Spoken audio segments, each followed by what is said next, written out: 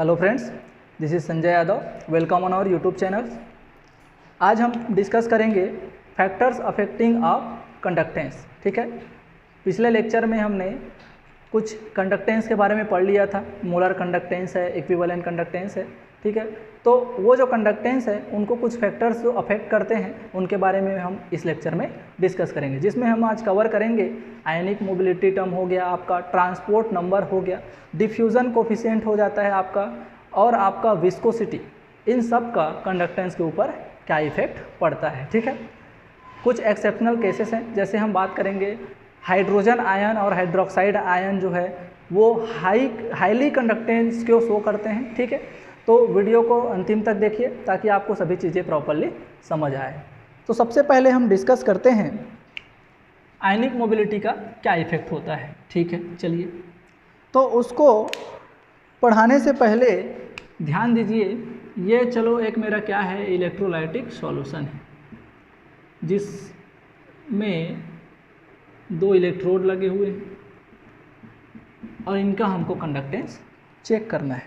ठीक है, तो बताइए इस सॉल्यूशन का जो है कंडक्टेंस वो सभी ये आयंस के कारण ही तो होंगे। बिल्कुल होंगे। ठीक है, तो ये जो आयंस जो मूव कर रहा है उसकी मोबिलिटी के कारण तो क्या हो रहा है, कंडक्टेंस हो रहा है। तो इस आयन का मोबिलिटी अगर हाई होता है तो कंडक्टेंस भी तो आपका क्या होगा, बढ़ेगा। बिल्कुल बढ़ेगा। ठीक है, तो ये हो गया आयनिक मोबिलिटी के साथ। तो अगर बात करूँ मैं कि मेरा मोलर कंडक्टेंस है, ये लीजिए, उसका क्या रिलेशन हो रहा है डिफरेंट टर्म के साथ। तो अभी बात की है जैसे आयनिक मोबिलिटी की, तो आयनिक मोबिलिटी क्या हो रहा है, डायरेक्टली प्रोपोर्शनैलिटी शो कर रहा है, ये लो। ठीक है, अब ये हो गया आयनिक मोबिलिटी की, इसका रिलेशन तो समझ आ गया। अब एक टर्म आता है आपका ट्रांसपोर्ट नंबर। ठीक है, अब ये ट्रांसपोर्ट नंबर क्या होता है, तो ये जो करेंट है वो कौन ट्रांसपोर्ट कर रहा है, तो ये करेंट का फ्लो है वो इन आयंस के कारण ही तो हो रहा है। तो आयंस ही तो ट्रांसपोर्ट कर रहे हैं। तो एक इंडिविजुअल आयन के द्वारा आपका जितना करंट क्या होता है, ट्रांसपोर्ट किया जाता है या कैरी किया जाता है, उसे ही हम क्या बोलते थे, ट्रांसपोर्ट नंबर। तो यहाँ से भी जितना ज़्यादा आपका क्या होगा, ट्रांसपोर्ट होगा, उतना ही ज़्यादा कंडक्टेंस शो करेगा। तो यहाँ से आपका एक और रिलेशन आपको बन जाता है, जो कि क्या है कि मोलर कंडक्टेंस जो होता है ट्रांसपोर्ट नंबर के भी डायरेक्टली प्रोपोर्शनल होगा। ठीक है, ये हुई बात। अब एक्चुअली ये जो आपका आयनिक मोबिलिटी बोल रहा है, ट्रांसपोर्ट नंबर बोल रहे हो, ये सब के कारण ही तो कंडक्टेंस आ रहा है। और अगर यही कंडक्टेंस मैं बोल दूं कि आयंस के कारण आ रहा है, तो उसी को ही तो हम क्या बोलते हैं, आयनिक कंडक्टेंस। तो आयनिक कंडक्टेंस ज़्यादा होगा तो आपका मोलर कंडक्टेंस भी तो क्या होगा, ज़्यादा होगा।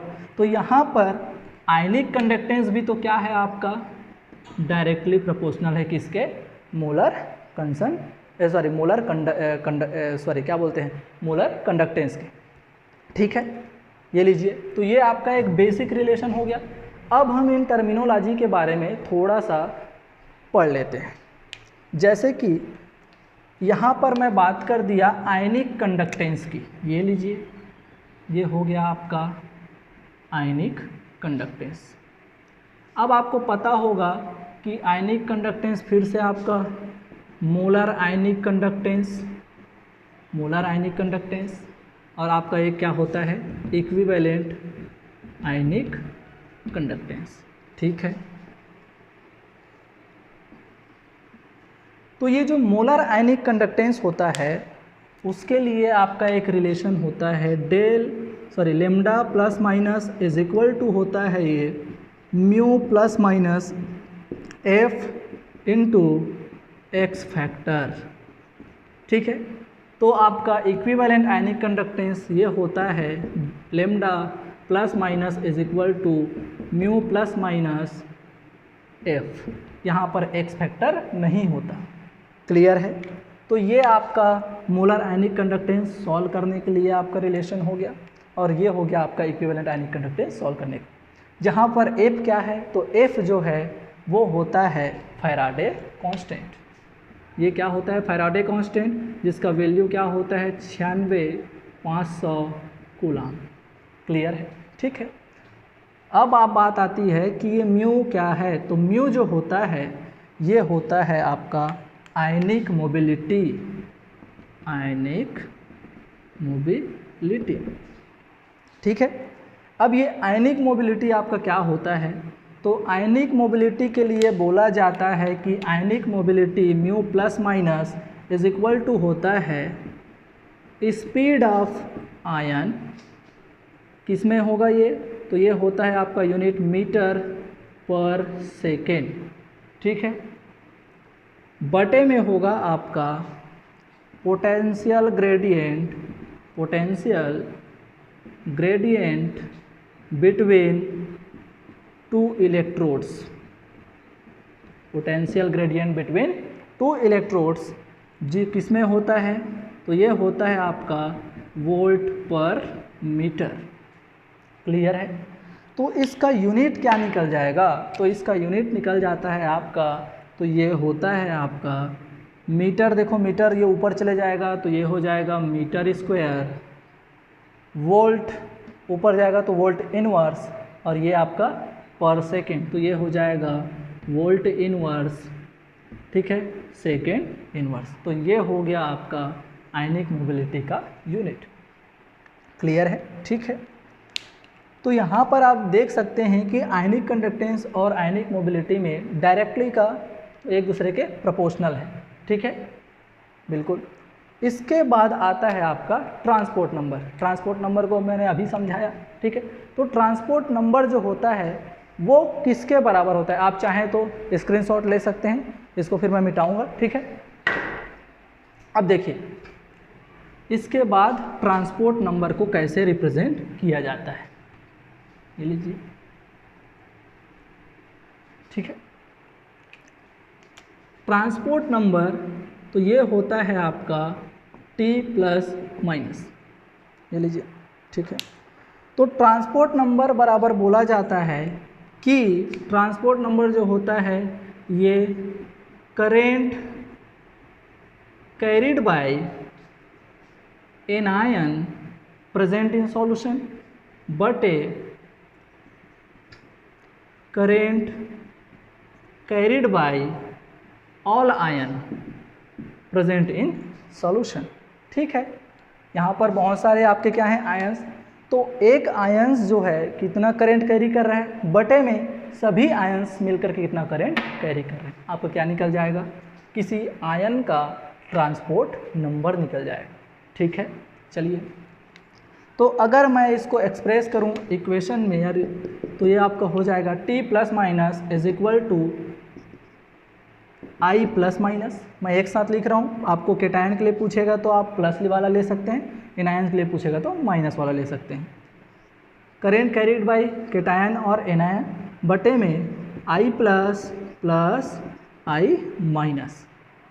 टोटल जो आपके कितने केटायंस है उनके कारण करेंट, और आयन्स के कारण कितने करंट फ्लो हो रहे हैं वो उनका योग, टोटल आपके आयन्स जो करंट फ्लो कर रहे हैं ये वो वैल्यू हो गया।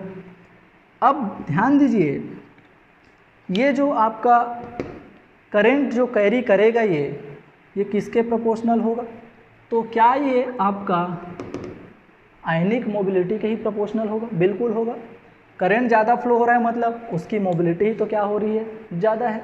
तो ये रिलेशन हो जाता है आपका म्यू प्लस माइनस बटे में mu plus plus mu minus, ये लीजिए। ठीक है, अब अगर इस रिलेशन पे जाऊं तो आयनिक मोबिलिटी तो होता है, आयनिक कंडक्टेंस के भी क्या हो जाता है, ये डायरेक्टली प्रोपोर्शनल है। तो इसको हम कैसे लिख सकते हैं, तो इसको हम लिख सकते हैं del plus minus, sorry del बोलता हूँ, लेमडा प्लस माइनस बटे में lambda plus plus lambda minus. Clear है, ठीक है।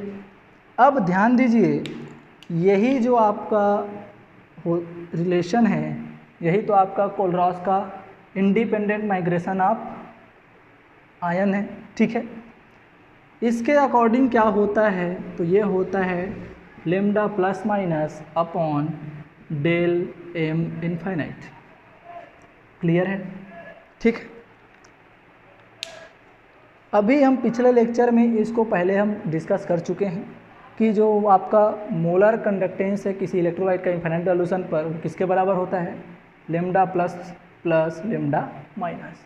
ठीक है, तो ये हो गया आपका रिलेशन ट्रांसपोर्ट नंबर में, आयनिक मोबिलिटी में, ठीक है, आयनिक कंडक्टेंस में और मोलर कंडक्टेंस में, ठीक है। चलिए, अगर आपको यहाँ से वो कहीं क्वेश्चन पूछेगा तो न्यूमेरिकली हो, तो ये न्यूमेरिकली अगर क्वेश्चन पूछता है तो इसी के आसपास आपका जो क्वेश्चन है सॉल्व होगा, ठीक है। चलिए आगे बढ़ते हैं। अब हम पढ़ते हैं आयनिक मोबिलिटी के बाद एक कुछ और फैक्टर, जैसे कि चार्ज डेंसिटी। चार्ज डेंसिटी किसी आयन का कंडक्टेंस के ऊपर क्या इफेक्ट डालता है, ठीक है। चलिए,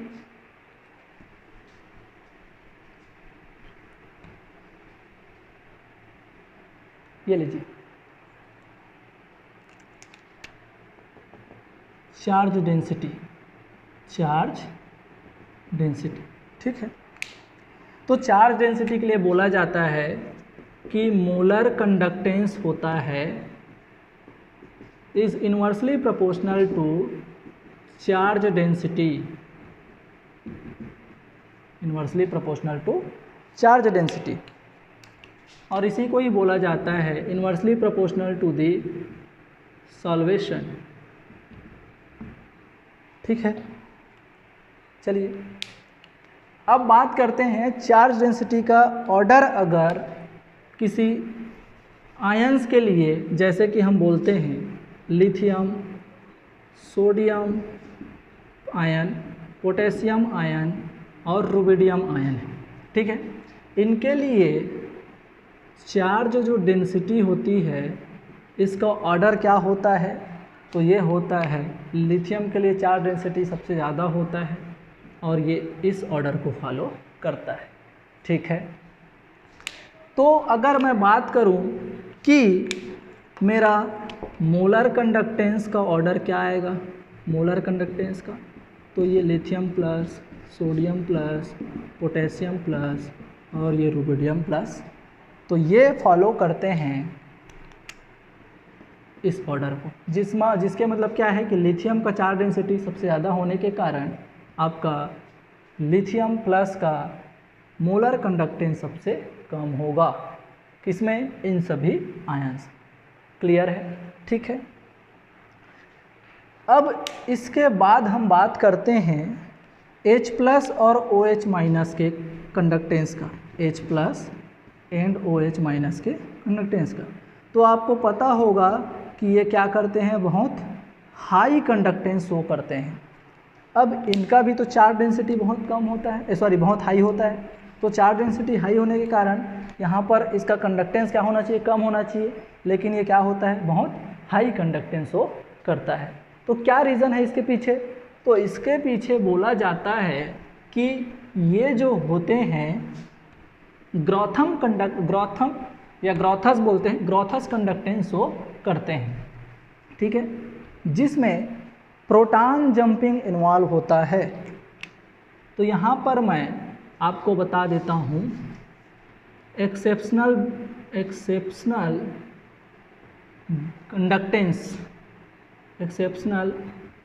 conductance of H plus and OH minus ion, कि H प्लस और OH माइनस आयन का कंडक्टेंस हाई क्यों होता है। तो देखिए, किसी भी हाइड्रोक्सी जो सॉल्वेंट होते हैं उनमें, जैसे कि हम वाटर को ही ले लेते हैं, तो वाटर में जो आपके वाटर मॉलिक्यूल होते हैं वो एक दूसरे से हाइड्रोजन बॉन्डिंग से जुड़े होते हैं, बिल्कुल। ये लीजिए, हम ऐसे लिखते हैं H प्लस, ये लीजिए H प्लस, ठीक है, हाइड्रोजन बॉन्डिंग इनके बीच प्रेजेंट है, ये लीजिए। तो क्या होता है, यहाँ पर पॉजिटिव चार्ज H3O प्लस है, तो ये जो आपका H प्लस है किसी वाटर में H3O के प्लस फॉर्म में होता है, H3O प्लस, यहाँ पर प्रोटॉन जंपिंग इन्वॉल्व हो जाता है, ये प्रोटॉन इसमें, तो ये पॉजिटिव में चेंज हो जाएगा, ये न्यूट्रल हो जाएगा, फिर यहाँ से ये आपका यहाँ ट्रांसफर हो जाएगा, ये पॉजिटिव हो जाएगा और ये न्यूट्रल हो जाएगा, तो ये प्रोटॉन जंपिंग चलते रहते हैं, जिसके कारण क्या बोलते हैं कि यहाँ का प्रोटॉन कहाँ चले गया, वहाँ चले गया, मतलब बहुत जल्दी वहाँ पास पहुँच गया, मतलब भाई ये मूव कर रहे हैं प्रोटॉन, और इस प्रोटॉन के मूव करने के कारण क्या होता है, कंडक्टेंस हाई हो जाता है। तो ये हो गया आपका किसकी बात, H प्लस का। OH माइनस के लिए क्या होता है, तो देखिए ये हो गया आपका OH माइनस। तो यहाँ पर और भी तो आपके क्या होंगे, ये लीजिए वाटर मॉलिक्यूल होंगे, ये लीजिए, ठीक है। इसमें इनके बीच क्या होगा, हाइड्रोजन बॉन्डिंग। अब क्या होता है, यहाँ भी आपका प्रोटॉन जो है ट्रांसफ़र होकर के या जंप करके इसके पास आ जाता है, ये H2 बन जाता है, यहाँ OH माइनस हो जाता है। फिर यहाँ क्या होगा, तो ये वाला प्रोटॉन जंप करके इसमें आ जाएगा, तो यहाँ पर ये फिर आपका न्यूट्रल हो गया, इसमें माइनस आ जाएगा OH माइनस। तो ऐसे ऐसे करके प्रोटॉन जंपिंग के कारण OH माइनस का हमको ऐसा लगता है कि यहाँ से वो कहाँ चले गया, दूसरे तरफ, मतलब मूव ही तो कर रहे हैं, तो इनके मूवमेंट के कारण कंडक्टेंस तो शो होगा। तो ये जो प्रोटॉन जंपिंग है वही आपका रिस्पॉन्सिबल होता है इसके प्रोटॉन जंपिंग, ये रिस्पॉन्सिबल होता है आपका इसका हाई कंडक्टेंस के लिए, ठीक है। तो देखिए आपको पता होगा ये जो है हाइड्रोजन बॉन्डिंग के कारण हो रहा है। तो हाइड्रोजन बॉन्डिंग जो होता है, हाइड्रोजन बॉन्डिंग जो होता है वो आइस में ज़्यादा होता है वाटर के रेस्पेक्ट में, ठीक है। तो जब आइस में हाइड्रोजन बॉन्डिंग ज़्यादा होगा तो यहाँ पर प्रोटॉन जंपिंग ज़्यादा होगा, तो प्रोटॉन जंपिंग ज़्यादा होगा तो आपका कंडक्टेंस का ऑर्डर क्या होगा, तो आपको पता होगा प्रोटॉन का कंडक्टेंस आइस के लिए ज़्यादा होता है रेस्पेक्ट टू वाटर। क्लियर है, ठीक है। तो यहाँ पर आप ये भी पता कर लिए कि प्रोटॉन प्लस और OH माइनस का जो कंडक्टेंस का हाई मतलब कंडक्टेंस शो करने का रीज़न क्या है, ठीक है। वैसे ही आप एक और चीज़, अमोनियम जो आयन होते हैं या अमोनिया सॉल्वेंट जो होता है उसमें भी कंडक्टेंस हाई शो होता है। तो वो इसलिए होता है क्योंकि इसमें भी जो है प्रोटॉन जंपिंग इन्वॉल्व हो जाता है, ठीक है। तो ये हो गया आपका कुछ आयंस का या इलेक्ट्रोलाइट्स का हाई कंडक्टेंस शो करने का रीज़न, ठीक है। इसमें हमने चार्ज डेंसिटी का भी क्या कर लिया, हमने डिस्कशन कर लिया कि कैसे वो कंडक्टेंस को इफ़ेक्ट करता है। इसके बाद आपका दो टर्मिनोलॉजी और बच जाता है कि डिफ्यूज़न कोफिशिएंट का क्या होता है इफ़ेक्ट कंडक्टेंस के ऊपर, ठीक है, या आप ये बोल दें कि आयनिक मोबिलिटी के ऊपर, ठीक है।